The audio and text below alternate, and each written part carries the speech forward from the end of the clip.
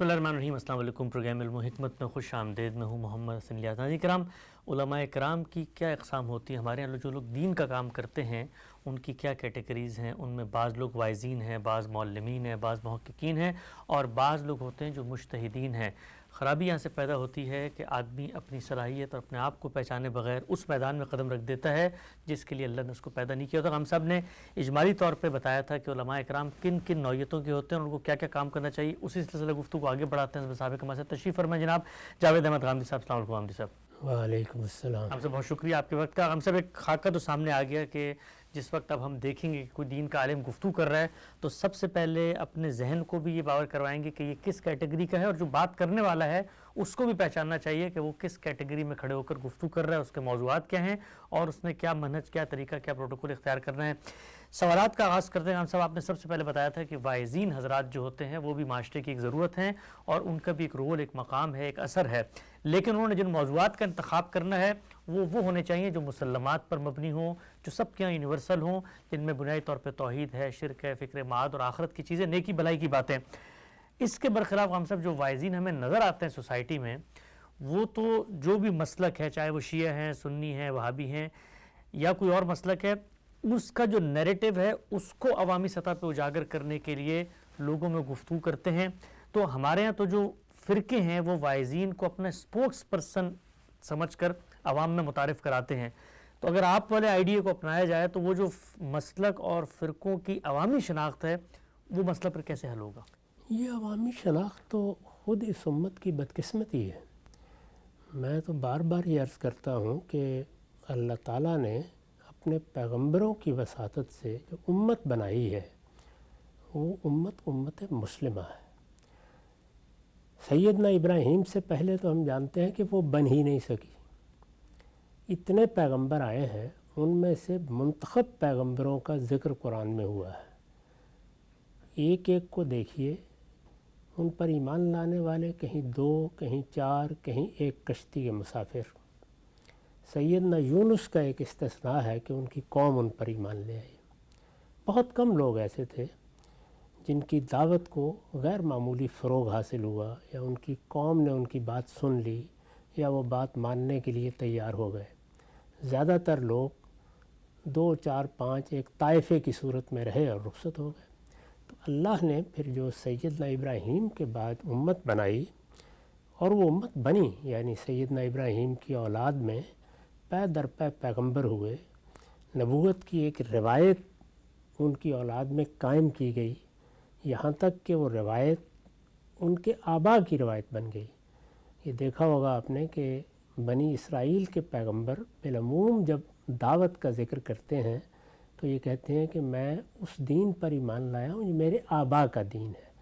تو آبا کی روایت چونکہ قبائلی زندگی میں بڑی اہمیت رکھتی تو پیغمبر آبا ہو گئے، اور اس طرح وہ امت مسلمہ وجود میں آئی، جس کے بارے میں قرآن سورہ حج کے آخر میں کہتا ہے کہ یہ تمہارے باپ ابراہیم کی بنائی ہوئی جماعت ہے۔ ہوا سماکم المسلمین، اس نے تم کو مسلمان کا نام دیا تھا۔ اب یہ جماعت المسلمین ہے، یہ پیغمبروں کی بنائی ہوئی جماعت ہے، اس میں کوئی اور مذہبی جماعت نہیں بنائی جا سکتی۔ ہمارے ہاں بعض لوگوں نے جب مذہبی جماعتیں خاص طور پر موجودہ دور میں بنانی شروع کیں تو اہل علم میں سے کچھ جلیل القدر اہل علم نے ان کو توجہ بھی دلائی۔ اس سے پہلے آپ ہماری تاریخ میں دیکھیں تو ایسا کبھی نہیں ہوا، یہاں تک کہ خود بنی اسرائیل کے پیغمبروں کے بارے میں دیکھیں، کسی پیغمبر نے آ کے بنی اسرائیل کے اندر اپنی کوئی نئی امت نہیں بنا ڈالی، وہ اسی امت مسلمہ کے خدام کی حیثیت سے اپنی ذمہ داریاں انجام دیتے رہے۔ رسالت مآب صلی اللہ علیہ وسلم کے بعد بڑے غیر معمولی علماء پیدا ہوئے۔ اگر آپ غور کریں تو ہمارے ائمہ مجتہدین، اسی طرح سے مختلف علوم و فنون کے ماہرین، جب وہ علوم و فنون ہمارے دین کی پوری روایت بنے ہیں تو ان کے جلیل القدر ائمہ بہت بڑے بڑے لوگ پیدا ہوئے ہیں۔ کسی نے کبھی کوئی اس طرح کی جماعت، کوئی اس طرح کا فرقہ نہیں بنایا، وہ مسلمان امت مسلمہ کے خدام رہے۔ انہوں نے اپنی مذہبی شناخت جب بیان کی یہی بیان کی۔ مدارس سے فکر بالکل الگ چیز ہے۔ ظاہر ہے کہ آپ دین پر غور کریں گے یا کسی بھی علم میں کوئی کام کریں گے تو اس سے ایک زاویہ نظر بنتا ہے، چنانچہ یہ حنفی، شافعی، مالکی یہ نہ کوئی فرقے تھے، نہ جماعتیں تھیں، نہ ان کا عام لوگوں سے کوئی تعلق ہوتا تھا. یہ تو اہل علم کے حلقے تھے، بالکل اسی طرح سے جس طرح کچھ لوگ آکسفورڈ میں پڑھے ہوئے ہیں، کچھ علی گڑھ میں پڑھے ہوئے ہیں، کچھ لاہور کے گورنمنٹ کالج میں پڑھے ہوئے ہیں، تو وہ اپنی ایک شناخت بنا لیتے ہیں. اس سے زیادہ کوئی بات نہیں تھی. اس طرح کے فرقے جب بنے ہیں تو پھر ان فرقوں کی دعوت دینے کا کام شروع کر دیا گیا.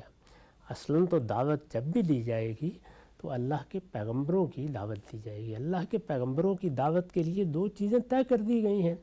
ایک یہ کہ ہم اللہ کی کتاب پیش کریں گے، اس کو خود قرآن نے اپنا حکم بنا دیا ہے. یہ کہا ہے کہ قیامت تک کے لیے انذرکم بہی ومن بلغ. اب یہ دیکھیے نا، اس میں بہی یعنی اس قرآن کے ذریعے سے میں تمہیں انذار کر رہا ہوں، میرے بعد بھی یہ انذار جن تک یہ کتاب پہنچے گی اسی طرح پہنچتا رہے گا. یہی معاملہ وہاں اختیار کیا ہے جب یہ کہا ہے کہ قرآن نذیر للعالمین ہے. یعنی یہ صرف ام القریٰ کے لیے، جزیرہ نما عرب کے لیے اللہ کا نذیر نہیں ہے، بلکہ یہ پورے عالم کے لیے اللہ کا نذیر ہے. تو بنیادی طور پر تو ہر شخص کو اپنا تعارف مسلمان کی حیثیت سے کرانا چاہیے. کوئی جماعت، کوئی اس طرح کی چیز بنانے کا سوچنا بھی نہیں چاہیے، اور اس سے آگے بڑھ کر دعوت بھی اللہ کی کتاب کی بنیاد پر دینی چاہیے. وہ مسلمانوں میں چونکہ کام کر رہے ہیں تو مسلمانوں کو تعلیم تربیت کی بھی ضرورت ہوتی ہے. یعنی ان کے لیے وہ مجرد دعوت نہیں رہتی. تو تعلیم تربیت جیسے حضور فرماتے تھے اسی طریقے سے اگر آپ کو کرنی ہے تو آپ مسلمات کا انتخاب کریں. مسلمات کا میں نے ذکر کر دیا تھا کہ اب آپ توحید بیان کریں گے، آپ آخرت کی منادی کریں گے، آپ پیغمبروں پر ایمان کی دعوت دیں گے، آپ پیغمبر جو دعوت لے کے آئے ہیں اس کی طرف لوگوں کو متوجہ کریں گے، آپ اخلاقیات بیان کریں گے، یعنی وہ چیزیں جو تطہیر اخلاق کے لیے ہیں، جو سنت پیغمبروں نے قائم کر دی ہے اس کو آپ لوگوں کے سامنے رکھیں گے. نماز کا اہتمام کرو، نماز کے بارے میں ترغیب دیں گے، اس میں کوئی غلطی ہے اس کی اصلاح کر دیں گے، روزے کے بارے میں، حج کے بارے میں، عمرے کے بارے میں، اور ان کی روزمرہ زندگی میں جو معاملات ہیں ان کو وہ کس طرح پاکیزہ بنائیں. ان میں سے کوئی ایسی چیز نہیں ہے جس میں کسی فرقے کی کوئی شناخت ہو. ان میں کوئی ایسی چیز نہیں ہے جس میں بڑے اہل علم کے مابین کوئی اختلاف پیدا ہو جائے. اس میں زیادہ سے زیادہ کیا ہوتا ہے، ایک چیز کو بیان کرنے، ایک چیز کو پیش کرنے کے نئے اسالیب وجود میں آتے رہتے ہیں. یعنی وہی توحید جو قرآن مجید سے میں نے سمجھی ہے میں اس کو اپنے انداز سے بیان کر دوں گا، اور کوئی دوسرا طالب علم یا صاحب علم اس کو اپنے طریقے سے بیان کر دے گا. تو بیان کے اسالیب میں تو کچھ تنوع ہوگا اور وہ ظاہرہ ہونا چاہیے، لیکن یہ کہ کانٹینٹ یا مشمولات یا محتویات تو ایک ہی رہیں گے، ان میں کیوں تبدیلی آئے گی؟ تو واعظین کے لیے اصل میں یہ ایک حد ہے، انہیں اپنے لیے اس حد کو ماننا بھی چاہیے اور سمجھنا بھی چاہیے. تاہم انسان کا معاملہ یہ ہے کہ اس کو جتنا چاہے آپ اس کے حدود بتائیں وہ ان میں رہتا نہیں. اللہ تعالیٰ نے پہلے دن سے پوری انسانیت کو یہ بتایا کہ تمہارے علم کی حد یہ اقطار السماوات والارض ہے، تم اس سے نکل نہیں سکتے. لا تنفذون الا بسلطان. یعنی یہ جو زمان و مکان کی دنیا ہے یہ بنا دی گئی ہے. تمہارا علم شروع بھی اس سے ہوتا ہے، تمہارا علم ختم بھی اس پر ہو جاتا ہے. لیکن انسان نے کیا کیا، اس نے اپنی مابعد طبیعات بنانے کی صحیح شروع کر دی. اور یہ دیکھیے 2500 سال تک کتنے بڑے لوگ ہیں، اساطین ہیں فلسفے میں جو پیدا ہوئے ہیں، یونان میں پیدا ہوئے، مغرب میں پیدا ہوئے، اور ہمارے یہاں پیدا ہوئے.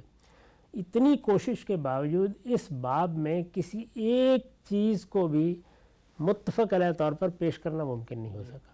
کیوں نہیں ہو سکا؟ اس لیے کہ ہم اپنے حدود سے آگے چلے گئے. جس وقت انسان نے یہ فیصلہ کیا کہ وہ اس دنیا میں، اس کائنات میں، یہ جو مادے کی دنیا ہے اور نفس کی دنیا ہے، یہاں دو ہی چیزیں ہیں جو ہمارے مشاہدے میں آتی ہیں، نفس ہے اور مادہ ہے. نفس بھی ہمارے سامنے اپنی حقیقت کے لحاظ سے نہیں آتا بلکہ اپنی صفات کے لحاظ سے آتا ہے. تو جب ان دو چیزوں کو موضوع بنا کے لوگوں نے کوشش کی کہ وہ علم وجود میں لائے، تو آپ یہ دیکھیے کہ سائنس میں کتنی ترقی ہوئی، سوشل سائنسز میں کتنی ترقی ہوئی. آپ صرف علم نفسیات ہی کا مطالعہ کریں، وہ لوگوں کے لیے کتنی بڑی چیز بن گیا، اس لیے کہ انہوں نے نفس جس طریقے سے اپنا اظہار کرتا ہے، نفس کے مظاہر کا مطالعہ شروع کر دیا. نفس کا مطالعہ تو ممکن ہی نہیں تھا، اس لیے کہ وہ ہماری گرفت میں نہیں آتا، ہمارے حواس کی گرفت میں نہیں آتا، عقل کی گرفت میں بھی نہیں آتا. اس کے مظاہر ہیں، یا اس کا جو کردار سامنے آتا ہے، تو یہ بات جیسے ہی مان لی گئی تو علم کی ایک دنیا پیدا ہونا شروع ہو گئی۔ انسان نے نہیں مانا۔ یہی بات آپ ایک وائز کو بتانے کی صحیح کرتے ہیں کہ بھائی ایک تو اللہ کی کتاب پیش کرو، اللہ کی کتاب پڑھ کر سناؤ، اللہ کی کتاب کو مختلف پہلوؤں سے لوگوں کے سامنے رکھو، اس لیے کہ دعوت کا سب سے بڑا مجموعہ تو خود اللہ کی کتاب ہے۔ یا آپ اس کو یہ بتاتے ہیں کہ مسلمات تک محدود رہو، تو اس میں شبہ نہیں ہے کہ بعض لوگ اس کی پوری احتیاط کرتے ہیں۔ جیسے مثال کے طور پر آپ مولانا الیاس کی باتیں سنیں تو آپ کو بڑی حد تک وہ اس دائرے کے اندر رہتے محسوس ہوں گے۔ اسی طرح اور بعض لوگوں کے بارے میں بھی، بس مولانا اشرف علی تھانوی صاحب کے مواعظ میں بھی اس کا بڑا لحاظ ہوتا ہے۔ جب وہ عام لوگوں کو واعظ کرتے ہیں، تاہم ہو جاتی ہیں کوتاہیاں، اس میں غلطیاں بھی ہو جاتی ہیں، اس سے بھی کوئی خاص فرق نہیں پڑتا، اس لیے کہ جو دوسرے علماء موجود ہیں، یعنی اچھے معلمین موجود ہیں، اچھے محققین موجود ہیں، اور پھر سب سے بڑھ کر مجتہدین، وہ ان غلطیوں کی اصلاح کرتے رہتے ہیں، ان کے بارے میں توجہ بھی دلاتے رہتے ہیں۔ یہ لوگ بڑے ضروری ہیں۔ اس کی وجہ یہ ہے کہ اللہ تعالیٰ جو عام انسان پیدا کرتا ہے، ان کی ایک بہت بڑی تعداد نہ تو چیزوں کو علمی طریقے سے سیکھنے کا مزاج رکھتی ہے، بہت تھوڑے لوگ ہوتے ہیں۔ یعنی یہ تو ہمارے ہاں ہے، ایک خاص طرح کا نظام تعلیم بنا کے ہم یکساں توقعات پیدا کر لیتے ہیں۔ خدا نے بندے جس طرح بنائے ہیں، ان میں زیادہ تر لوگوں کا یہ مزاج نہیں ہوتا۔ وہ موٹیویشن کے مقام پر ہی متعلق ہوتے ہیں کسی چیز سے، یعنی آپ نے بنیادی حقائق بتا دیے ہیں، بنیادی چیزوں کے بارے میں ان کی عقل عام فیصلہ بھی کر لیتی ہے، اور ان کو وہ پوری طرح سمجھ بھی لیتے ہیں۔ آپ ان کو قرآن پڑھ کے سنائیے، آپ ان کے سامنے مسلمات دین رکھیے، ان کے کچھ سوالات ہوں گے، ان کے آپ سے وہ جواب پالیں گے، لیکن ان کے ہاں بنیادی چیز کیا ہوتی ہے کہ ان کو ایک ترغیب چاہیے ہوتی ہے، ترہیب چاہیے ہوتی ہے۔ واعظین یہ خدمت تاریخ میں انجام دیتے رہے، اچھے واعظین نے، اور مسلمان معاشرے کے اندر ان کا بڑا مقام بھی رہا ہے۔ اس زمانے میں بھی بعض ایسے لوگ پیدا ہوئے ہیں جنہوں نے لوگوں میں بڑی پینیٹریشن کی ہے اور ان کی پذیرائی ہوئی ہے، یعنی ان کا راستہ نکلا ہے لوگوں کے اندر۔ عام لوگ زیادہ تر انہی سے متعلق بھی ہوتے ہیں، انہی سے سیکھتے بھی ہیں، انہی کے ذریعے سے ان کے اندر کچھ تبدیلیاں بھی آنے کے امکانات ہوتے ہیں۔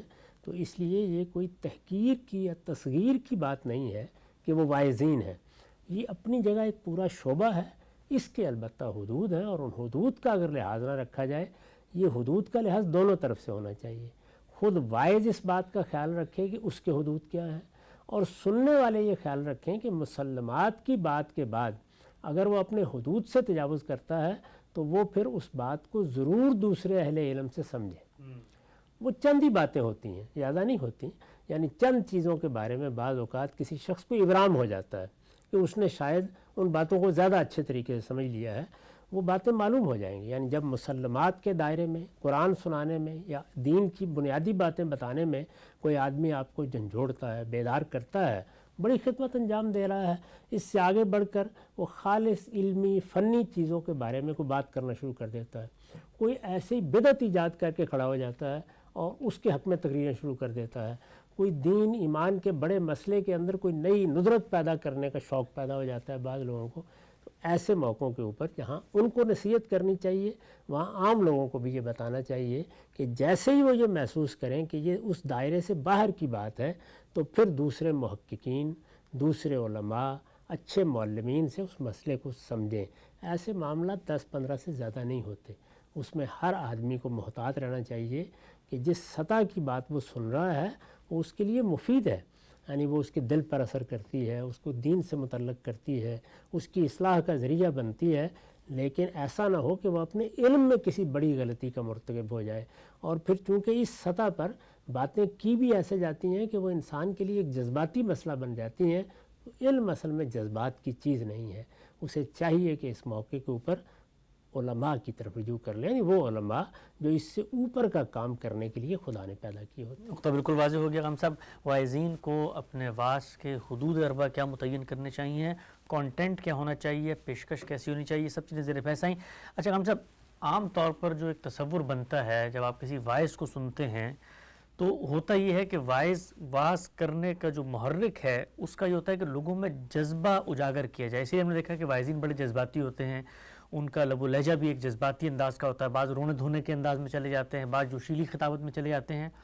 پوچھنا میں آپ سے چاہتا ہوں، آپ نے یہ بھی فرمایا ان لوگوں کی ضرورت بھی ہے، ایک عام آدمی ظاہری بات ہے فلسفے کی گتھیاں سلجھاتے ہوئے یہ علمی فکری مشاغافیاں نہیں کرتا، وہ تو بات سنتا ہے، سیدھی بات سنتا ہے اور کانوں میں پڑتی ہے اور اس پہ پھر عمل کرتا ہے۔ اس میں جو جذبہ محرکہ ہے وہ کیا ہونا چاہیے؟ کیونکہ وائزین کے ہمیں جذبات نظر آتے ہیں اور وہ یہ کہتے ہیں کہ ہم جذبات اجاگر کرنا چاہتے ہیں، تو اگر علم فکر کی بات کی جائے تو اس کے لیے تو ظاہری بات ہے دلائل ہوں گے اور بورنگ بھی ہو جائے گی، تو جذبات کو پہنچانا مقصود ہے لیکن پھر تقریر بھی جذباتی نہ ہو، یہ کیسے ممکن ہے؟ میرے نزدیک یہ بڑی خطرناک بات ہے کہ میں لوگوں کو جذبات میں لانا چاہتا ہوں، نہیں، اس کی کوئی ضرورت نہیں ہے۔ کیا خدا نے آپ کو جذبہ دیا ہے؟ یعنی آپ کی شخصیت کیا ہے؟ سب سے پہلے یہ دیکھنا چاہیے کہ میں ہوں کیا۔ یعنی مجھے اگر اللہ تعالیٰ نے وائز نہیں بنایا تو مجھے اس کام کی طرف نہیں جانا چاہیے۔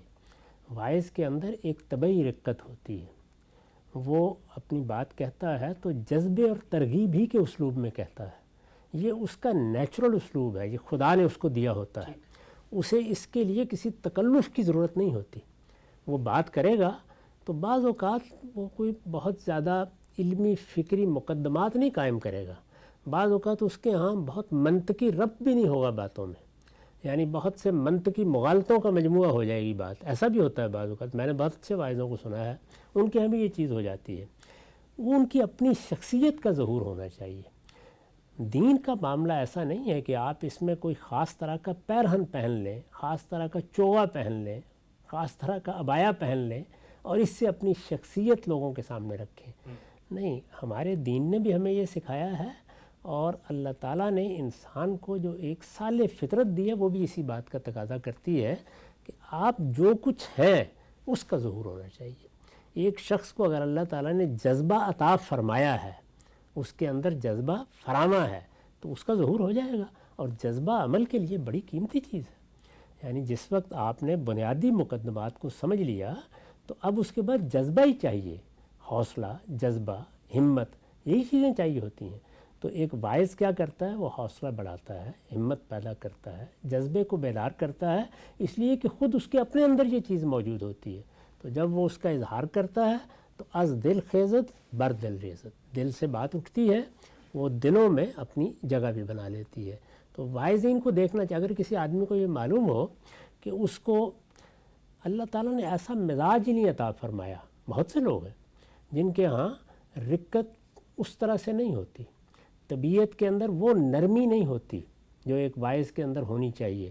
نرمی اپنی ذات میں ایک بڑی خوبی ہے، لیکن اللہ تعالیٰ نے اس میں بھی بڑا تفاوت رکھا ہے درجات کا۔ کسی شخص کے ہاں وہ بہت فراواں ہوگی اور کسی شخص کے ہاں وہ نیچے ہوگی۔ جو لوگ خاص علوم سے متعلق ہوتے ہیں یا بڑے محقق ہوتے ہیں، ان کے ہاں ایک خاص طرح کی خشکی در آتی ہے بعض اوقات، وہ اس کے لیے موضوع نہیں ہوتے۔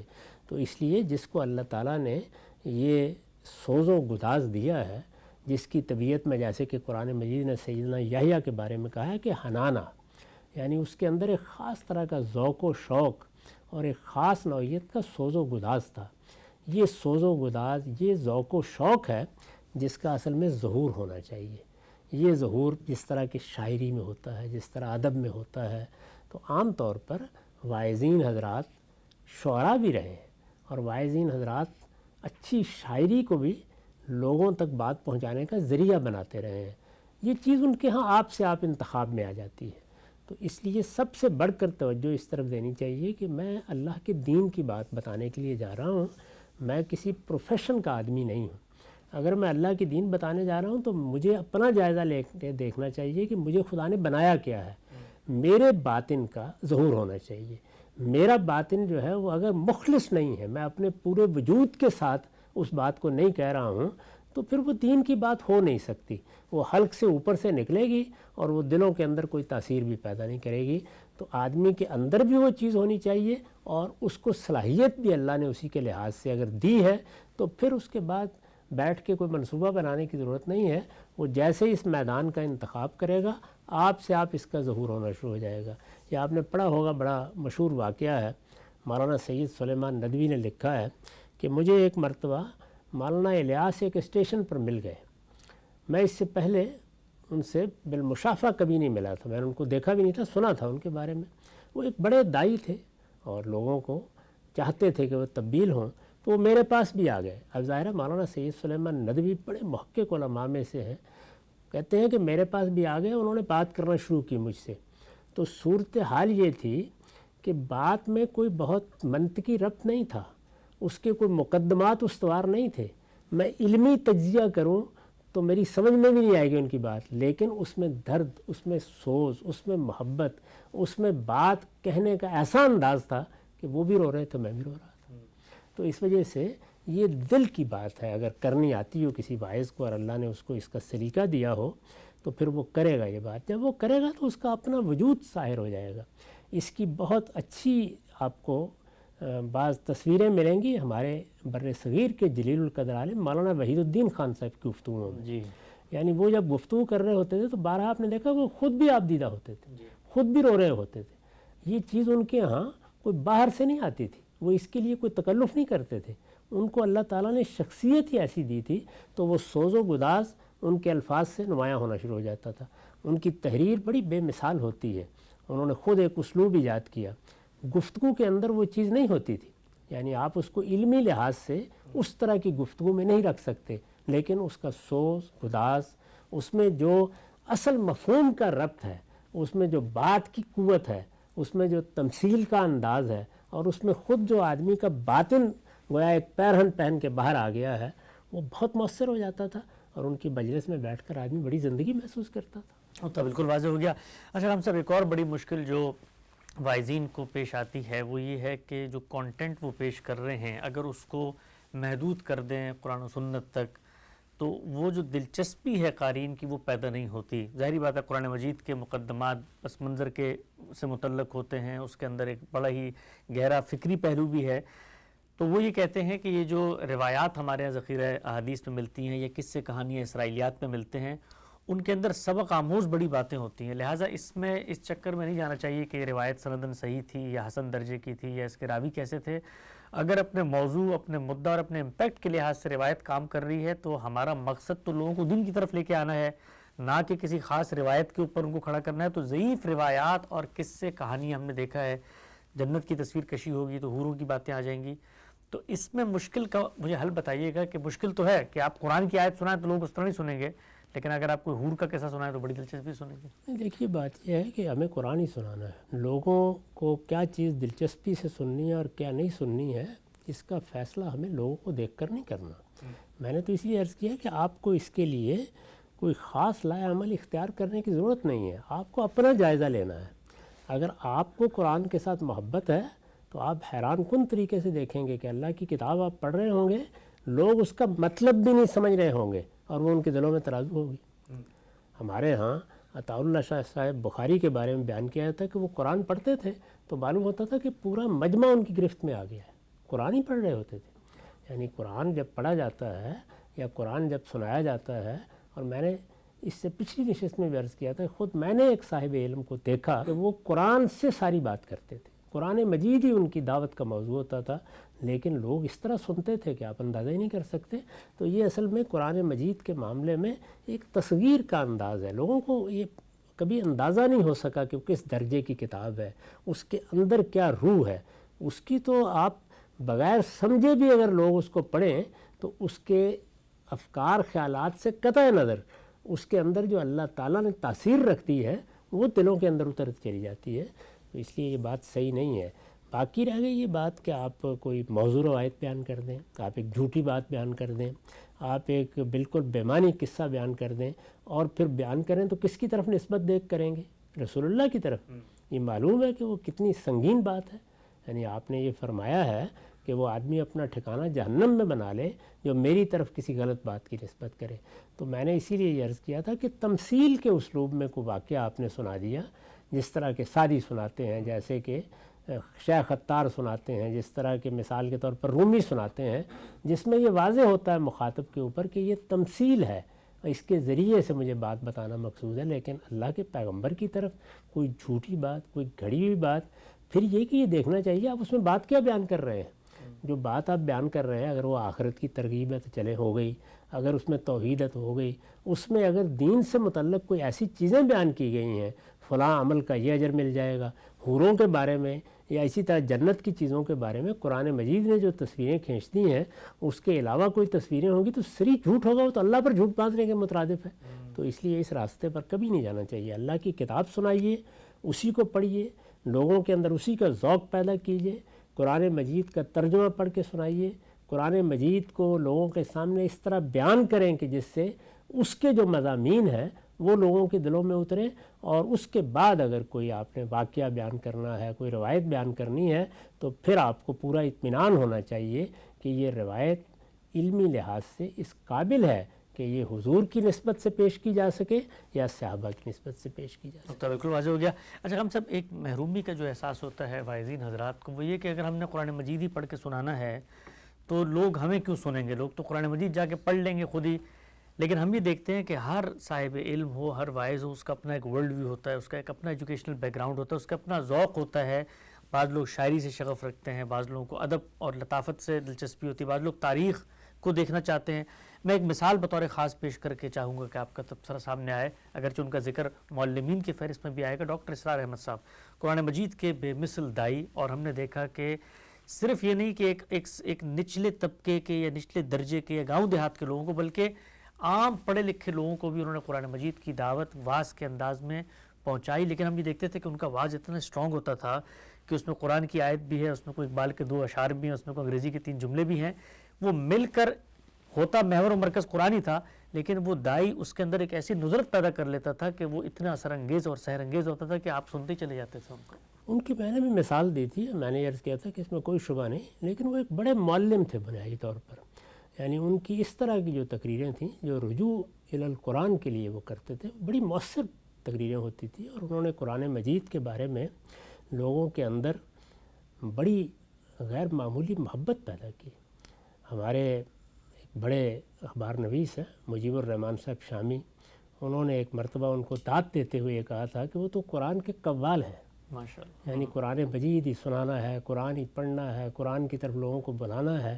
ایک زمانہ خود میں نے ایسا دیکھا ہے کہ انہوں نے نوجوانوں کے اندر قرآن مجید کی ایسی قدر و منزلت اور قرآن مجید کی طرف ایسا رجوع پیدا کر دیا تھا۔ ان کا انداز بنیادی طور پر ایک معلم کا تھا، ٹھیک، یعنی ایک معلم جب بات کرتا ہے تو وہ بھی بڑی مؤثر بات کرتا ہے۔ معلم عوام کے معلم بھی ہوتے ہیں، اور معلم خواص کے معلم بھی ہوتے ہیں۔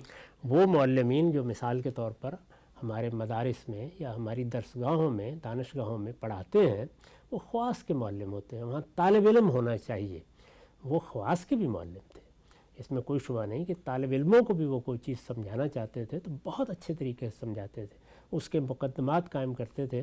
میں نے بعض موقعوں پر دیکھا ہے کہ انہوں نے جو اپنے لیے تقریر کے نوٹس بنائے ہوتے تھے، اس میں تصویریں بنی ہوتی تھیں، اچھا، اس میں بہت گراف بنے ہوتے تھے، یعنی وہ پوری طرح ایک منظم طریقے پر وہ بات کرتے تھے، اور ایک ایک چیز کے بارے میں یہ متعین کرتے تھے کہ یہاں مجھے یہ بات کرنی ہے، یہاں مجھے یہ بات کرنی ہے۔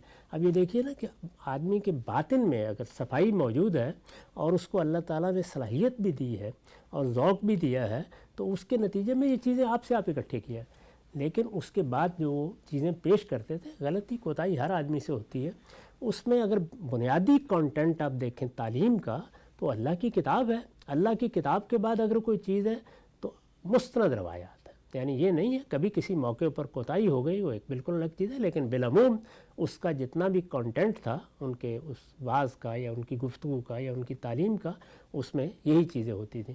پھر اس کے بعد ان کی اپنی ایک انڈرسٹینڈنگ بھی تھی۔ معلمین کے معاملے میں آپ یہ نہیں کر سکتے کہ ان کی انڈرسٹینڈنگ سے آپ غیر متعلق کر دیں۔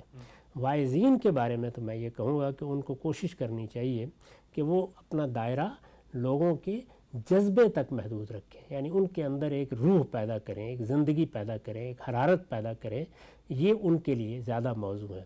لیکن معلمین اس سے اوپر کا درجہ ہے۔ معلمین تو اصل میں چیزوں کو ذہن میں اتارتے ہیں۔ دیکھا ہوگا آپ نے کہ بڑے اچھے معلمین بعض اوقات ہمیں مل جاتے تھے ہماری درسگاہوں میں، جو مشکل سے مشکل مضمون کو، یعنی کسی مضمون میں دل نہیں لگ رہا، بعض لوگ ایسے ہوتے ہیں نا ریاضی کے ساتھ مناسبت ہی نہیں پیدا ہو رہی، لیکن ایک معلم ایسا مل گیا کہ جس نے ریاضی سے آپ کے اندر عشق پیدا کر دیا۔ جی ہوتا ہے۔ اسی طرح کوئی معلم مل گیا جس نے سائنس کے بارے میں آپ کا دل کھول دیا۔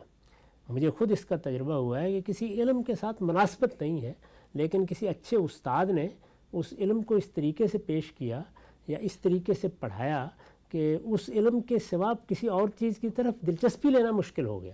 تو یہ چیز بعض اوقات معلمین میں ہوتی ہے. تو میں نے عرض کیا کہ یہ ایک تو واعظین ہے، اس کے بعد جو معلمین ہیں یہ عوام کے بھی ہوتے ہیں، خواص کے بھی ہوتے ہیں. اچھا. اور عوام کے معلمین جو ہیں ان میں وہ سب خوبیاں ہوتی ہیں جو آپ نے بیان کی ہیں. یعنی ظاہر ہے کہ وہ اپنے مخاطب کو اس کی نفسیات کے لحاظ سے وہ کن چیزوں سے دلچسپی لیتا ہے، اس پہ شعر بھی ہوگا، اس میں واقعہ بھی ہوگا، اس میں حالات بھی ہوں گے، اس میں ان کے اپنے بعض زندگی کے تجربات بھی ہوں گے. وہ ساری چیزیں مل جاتی ہیں تعلیم میں. اچھے اساتذہ جب پڑھانے کے لیے کھڑے ہوتے ہیں، ہمیں بعض موقعوں پر گورنمنٹ کالج میں مجھے یاد ہے کہ بعض ایسے اساتذہ سے پڑھنے کا موقع ملا جو سما باندھ دیتے تھے. یعنی ڈرامہ پڑھا رہے ہیں اور معلوم ہوتا ہے کہ ڈرامہ ہی اصل میں اس وقت اسٹیج ہو رہا ہے. تو یہ سب خصوصیات لوگوں میں ہوتی ہیں اور اس پہ کوئی شبہ نہیں ہے کہ ہمارے ڈاکٹر صاحب اس معاملے میں بہت بے مثال معلم تھے. نقطہ بالکل واضح ہو گیا. اچھا ہم سب یہ جو واعظین حضرات ہیں ہم نے دیکھا ہے کہ ظاہری بات ہے عوام سنتی ہے اور عوام بڑی تعداد میں ہوتی ہے، نظریاتی لوگ اور علم شناس لوگ تو کم تعداد میں ہوتے ہیں. تو پذیرائی بہت ہوتی ہے ان کی. ہم نے دیکھا ہے کہ اس وقت بھی اگر آپ یوٹیوب پہ دیکھیں جو زیادہ سننے والے جن کے زیادہ سبسکرائبر یا فالوورز آج کی زبان میں کہتے ہیں وہ ان واعظین کے ہوتے ہیں بنسبت جو ہمارے معلمین یا محققین یا مجتہدین ہیں. اب جہاں پر عوامی پذیرائی آتی ہے وہاں پر ظاہری بات ہے ایک طرح کی آزمائش بھی آ جاتی ہے.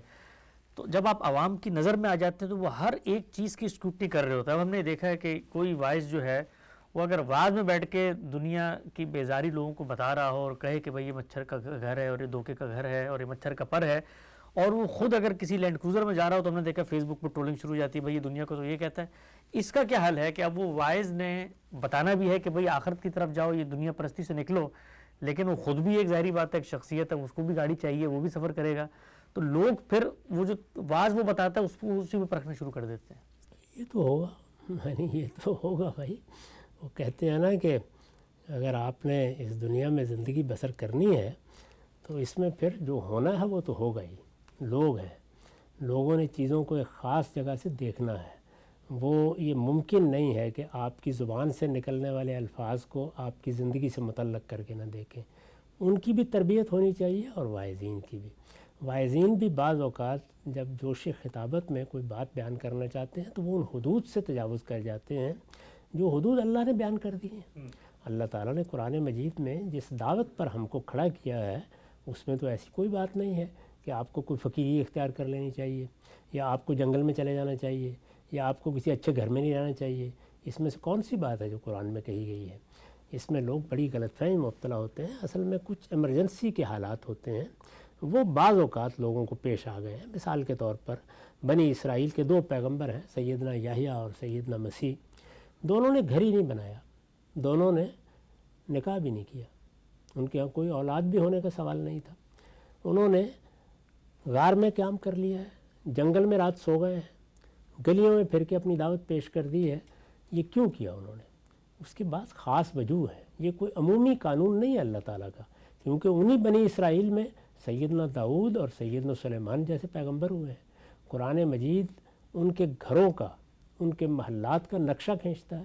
سیدنا سلیمان کے محل کے بارے میں آپ قرآن پڑھیے، سرہم ممرد من قواریر. وہ اپنی تعمیرات میں جو کچھ کرتے تھے اس کی تصویریں کھینچی اور اس کو اپنا بڑا فضل اور بڑا انعام قرار دیا ہے. اسی طرح سے زینتوں کے بارے میں قرآن مجید نے اپنا نقطہ نظر بیان کر دیا ہے. تو یہ اصل میں ہوتا یوں ہے کہ بعض موقعوں کے اوپر جیسے کہ مسیحیوں کیا ہوا، کوئی خاص سبب بنتا ہے، وہ سبب وہاں پہ بالکل واضح ہے، انہوں نے بتایا ہے. آپ انجیل کو پڑھیں تو سیدنا مسیح یہ بات بتاتے ہیں کہ میری قوم پر اللہ کا عذاب آ رہا ہے، اب اس کی جڑوں پر کلہاڑا رکھ دیا گیا ہے، یہ درخت اب گرنے والا ہے، اس میں گھر کہاں بناؤں اور اس میں بچے کہاں پیدا کروں؟ یہ مجھے اب آخری درجے میں ان کو یہ بات کہنی ہے اور چلے جانا ہے. یہ ایک خاص مقام اور مرتبہ. اسی طرح رسالت مآب صلی اللہ علیہ وسلم کو ہجرت کرنا پڑی. ہجرت سے پہلے آپ معمول کی زندگی بسر کر رہے تھے، اور آپ اگر پڑھیے تو معلوم ہوگا کہ بالعموم لوگ یہ کہتے تھے کہ بڑے متمول آدمی ہیں. یعنی آپ نے تجارت کی، آپ کے حالات بہت اچھے تھے، آپ کے یہاں کھانے اور اس طرح کی بہت سی چیزوں کی دعوتیں ہوتی تھیں، وہ اسی طرح ہوتی تھی جس طرح کے لوگوں کو عام طور پر دعوتیں ملتی ہیں. لیکن اس کے بعد کیا ہوا؟ اس کے بعد یہ کہ جب آپ نے ہجرت کی تو ہجرت کرنے کے بعد اب ظاہر ہے کہ آپ کے اوپر ایک ذمہ داری آ گئی، اور ذمہ داری کی نوعیت یہ تھی کہ مہاجرین کے قافلے آ رہے تھے، ان کو کہیں سیٹل کرنا تھا. اس میں آپ نے یہ فیصلہ کیا، 4-5 سال ایسے گزرے ہیں کہ میں اب بالکل فقر کی زندگی بسر کروں گا جب تک میں ان مہاجرین کے معاملات طے نہیں کر لیتا۔ یہ ایمرجنسی کے خصوصی حالات کے معاملات ہوتے ہیں۔ عام زندگی یعنی عام حالات میں جو زندگی بسر کی جاتی ہے وہ معمول کی زندگی ہونی چاہیے، اس میں اعتدال رہنا چاہیے۔ وہ بات جو قرآن مجید نے کہی ہے کہ میری پیدا کی ہوئی زینتوں کو حرام کس نے کیا ہے، یہ سب اللہ تعالیٰ نے اپنے بندوں ہی کے لیے پیدا کی ہیں۔ تو دین کا تصور صحیح ہو، بات کو بیان کرنے کا طریقہ صحیح ہو اور بات اسی اعتدال سے کہی جائے تو میرا خیال ہے کہ پھر اس طرح کی بات نہیں ہوتی، دونوں جانب حدود سے تجاوز ہو جاتا ہے۔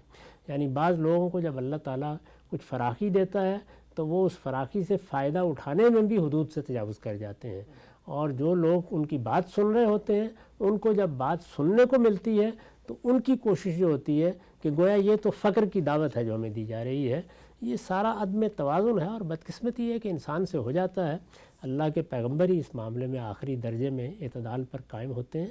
کرنا یہ چاہیے کہ بیان کرنے والے بیان کو بالکل درست اور متوازن رکھیں، اس میں جو اللہ کی قائم کردہ میزان ہے اس میں خلل نہ آنے دیں، اور سننے والے بھی ان کو انسان سمجھیں اور ان کی بات سنیں۔ تو بالکل واضح ہو گیا، ہم سب سننے والے بھی ان کو انسان سمجھے۔ ہم نے دیکھا ہے بالعموم کہ مذہبی لوگوں کے بارے میں جو ایک بینیفٹ ہے عام طور پر ہم دینے پر آمادہ نہیں ہوتا۔ سے مجھے یاد آ رہا ہے، ہم نے بچپن میں ایک ڈرامہ دیکھا تھا جس میں دکھایا گیا کہ ایک شخص سی ویو پہ گیا ہے کراچی کے ساحل سمندر پہ، اور وہاں اس نے اپنے مسجد کے مولوی صاحب کو دیکھ لیا تو اچانک سے کہا کہ مولوی صاحب آپ بھی یہاں پر؟ تو ہمارے ہاں اگر کوئی شخص مذہبی آدمی کو تفریح کر رہا ہو، اپنی بیوی کے ساتھ آئس کریم کھا رہا ہو، کہیں پر وہ بچوں کو کھلونے دلوا رہا ہو، تو اس کے بارے میں یہی ہوتا ہے کہ بھائی اس کے بارے میں تو یہی ہے کہ یہ دھونی رمائے گا، کہیں جا کر بیٹھ جائے گا، لیکن ہم اس کو وہ بینیفٹ نہیں دیتے۔ وائزین کا کیا کردار ہونا چاہیے، وائزین کا حدود کیا ہے، وائزین کو کن موضوعات کا انتخاب کرنا چاہیے، اور کیا وہ قواعد ہیں جن کا خیال رکھنا چاہیے، سب کچھ ہم سب کے ساتھ زیر بحث آیا۔ سلسلہ گفتگو کو آگے بڑھائیں گے اور جانیں گے معلمین کے بارے میں، محققین اور مجتہدین کے بارے میں۔ وقت یہاں پہ ختم ہوتا ہے، دوبارہ حاضر خدمت ہوں گے، اب تک آپ کا بہت شکریہ۔